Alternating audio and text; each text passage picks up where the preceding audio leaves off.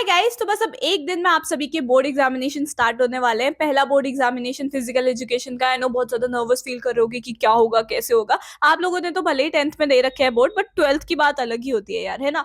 But देखो, tension मत लो क्योंकि फिजिकल एजुकेशन काफी ज्यादा आसान है। आई एम प्रिटी श्योर कि थोड़ा बहुत सिलेबस आप लोगों ने कर लिया होगा। अब कौन सी लास्ट मिनट टिप्स है जो बहुत ज्यादा जरूरी हो जाती है, ठीक है। एकदम लास्ट मिनट, लाइक एक ही दिन बचा हुआ है, अब आपने क्या करना है फिजिकल एजुकेशन में, ठीक है। क्योंकि मैंने भी 99 ऑन 100 स्कोर करे थे फिजिकल एजुकेशन में। सब जने सेम पढ़ते हैं, बट कैसे तुम थोड़ा अपर एज ले सकते हो, तुम ज्यादा मार्क्स ले सकते हो, एटलीस्ट 95 प्लस बड़े प्यार से आ जाएंगे। इस वीडियो को एंड तक जरूर देख लेना, ठीक है। अब लास्ट के एक दिन में तुम्हारे रिवीजन का शेड्यूल क्या रहने वाला है वो सुन लो। आई होप तुमने अभी तक सिलेबस कंप्लीट कर लिया होगा। नहीं किया तो भाई एटलीस्ट 2 बार तो रिवाइज करना ही होता है, तो पहले सिलेबस कंप्लीट करो। वन शॉट रिवीजन इतने सारे पड़े हुए हैं, ठीक है, तो देखो एक एक करके, ठीक है। सबसे पहले देखो, रिवीजन की बात करें तो सबसे पहले तुमने बायोमैकेनिक्स को उठा के कंप्लीट कर लेना है। 10 मार्क्स का है, 10 मार्क्स पूरे हो जाएंगे तुम्हारे यहाँ पे। उसके बाद ट्रेनिंग एंड स्पोर्ट्स 9 मार्क्स का है, तुम्हारे को 9 मार्क्स हो जाएंगे, 19 मार्क्स ऐसे ही बन गए, ठीक है। उसके बाद आ जाते हैं टेस्ट एंड मेजरमेंट की, ये तुम्हारा 8 मार्क्स है। उसके बाद मैंने कुछ और लिखे हुए हैं, जैसे CWSN हो गया, न्यूट्रिशन हो गया, साइकोलॉजी हो गया, स्पोर्ट्स। ये वाले भी कुछ ऐसे हैं जिनसे तुम्हारे बहुत बढ़िया मार्क्स आ जाएंगे। आधे मार्क्स तो तुम्हारे यहीं पर ही बन गए। सोचो कितने बढ़िया मार्क्स आ जाएंगे अगर तुम सिर्फ इन्हीं सारे चैप्टर्स को अच्छे से कर लोगे, ठीक है। अपार्ट फ्रॉम दैट जो बाकी के चैप्टर्स है उनको भी करना है, कोई चैप्टर छोड़ के नहीं जाना है। इस बात को कान खोल के सुन लो। फिजिकल एजुकेशन एक ऐसा सब्जेक्ट है ना जो बहुत आसान है। तुम इसमें थोड़ा सा टाइम दोगे, तुम एक दिन भी दे दोगे ना, इसमें सारे वन शॉट रिविजन लगा लिए तुमने, प्रीवियस ईयर क्वेश्चन लगा लिए तुमने, सैंपल पेपर्स देख लिए तुमने, बस। देखो भाई, प्रीवियस ईयर क्वेश्चन पेपर करने का भी ना एक तरीका होता है, प्रीवियस ईयर क्वेश्चन या सैंपल पेपर करने का, ठीक है। सबसे पहले तुमने क्वेश्चन उठाया, देखो मान लो ये क्वेश्चन है, ठीक है। उसके बाद तुम इस क्वेश्चन को देख के अपने अलग नोटबुक निकालो, उसमें लिखो कि तुम अगर यही सेम क्वेश्चन तुम्हारे बोर्ड एग्जाम में आया होता तो तुम क्या क्या पॉइंटर्स लिखते, क्या क्या टॉपिक्स को कवर करते। मैं नहीं कह रही कि भाई तू पूरी पूरी लिख आंसर, ऐसा नहीं है, ठीक है। तुमने देख लिया ये क्वेश्चन, उसके बाद देख लो कि अच्छा ठीक है, जब ये क्वेश्चन अगर मेरे पास आया तो पहली बात तो मैं इसको डिफाइन करता, ठीक है। दूसरी बात फिर मैं इसके टाइप्स लिखता, या फिर जो भी आपसे पूछा गया है, कोई भी आसन पूछा गया है तो आसन को डिफाइन करता, ठीक है। फिर आसन को करने का प्रोसीजर बताता। ऐसे करके लिखना आपने, सिर्फ एक एक पॉइंट करके, ठीक है। ऐसे करके आप फिर क्वेश्चन पेपर या जो आपका आंसर गिवन है ना PVIQ का या फिर सैंपल पेपर का, उससे आप लोगों ने करना है क्रॉस चेक कि क्या उसके आंसर में भी यही मेरे पॉइंटर्स गिवन है या कुछ एक्स्ट्रा उसमें बताया हुआ है, तो अपने आंसर को इंप्रूव करो। ऐसे ही तुम्हारी आंसर राइटिंग इंप्रूव होती है, ठीक है। दूसरी बात, ये तो एक तरीका मैंने समझा दिया कि तुमने कैसे प्रैक्टिस करना है, अपना टाइम भी बचेगा। यहाँ पे तुम्हारे पास एक ही दिन बचा है, ठीक है। दूसरी बात आती है कि तुम्हें हर आंसर में ऑलमोस्ट फ्लो चार्ट बना के आना है, ठीक है। अब हर आंसर का मैंने बोला है डजंट मीन कि तुम्हें अलग ही चीज पूछी गई है तुम जबरदस्ती फ्लो चार्ट घुसा रहे हो, ऐसा नहीं करना होता है, ठीक है। But try to make flow chart, ठीक है। फ्लो चार्ट बनाने के भी ना 2-3 तरीके हैं, मैं अपना बताती हूँ कि कैसे मैंने करा था, मेरे 99 आए थे, तो I can tell you that, ठीक है।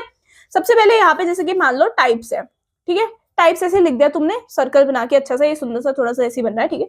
पहला, दूसरा, तीसरा, चौथा, पांचवा, छठा।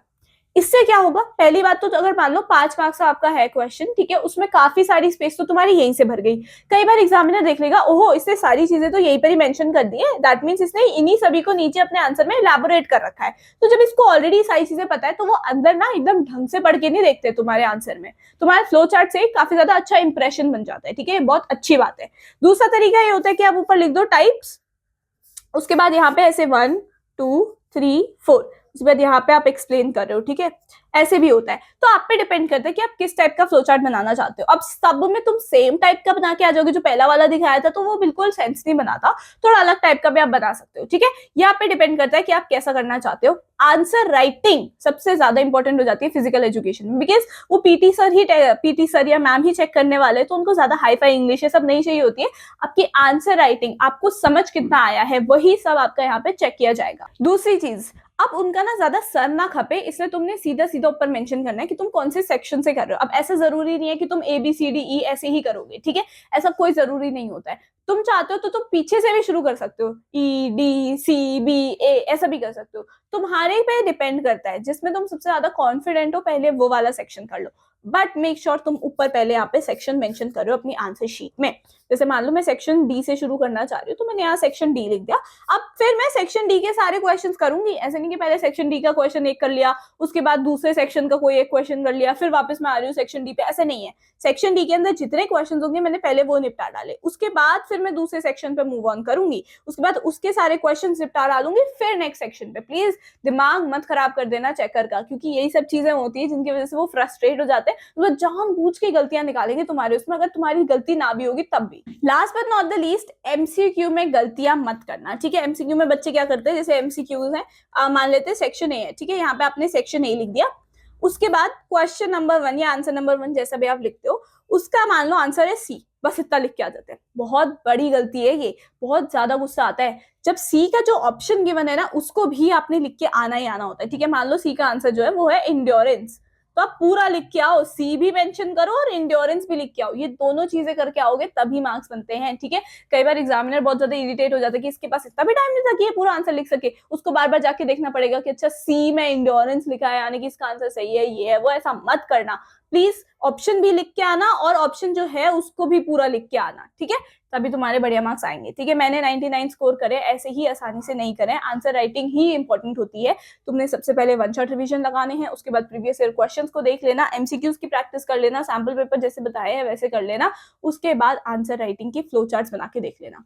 हर एक टॉपिक के ना फ्लो चार्ट बना के रख लो, ताकि जब तुम रिवाइज कर रहे होते हो ना, जैसे बोर्ड एग्जाम से पहले हम जा रहे होते हैं रास्ते में, ठीक है, जैसे मैं ऑटो से जाती थी तो मैं ऑटो में पूरा फ्लो चार्ट रिवाइज करती थी केवल, कि अच्छा ठीक है न्यूट्रिशन का ये फ्लो चार्ट बन रहा है, ठीक है, सीडब्ल्यूएसएन का ये फ्लो चार्ट बन रहा है। सिर्फ फ्लो चार्ट्स बना लो, इससे तुम्हारे को जब क्वेश्चन भी उस पर आएगा तब भी तुम वो फ्लो चार्ट बना सकते हो, और जब रिवाइज करते हुए तुम रास्ते में जा रहे हो तब भी बना सकते हो, ठीक है।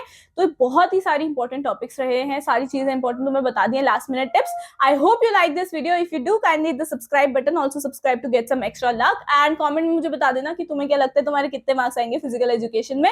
Do let me know in the comment section if you have any other doubt, and I will see you in the next video. Bye.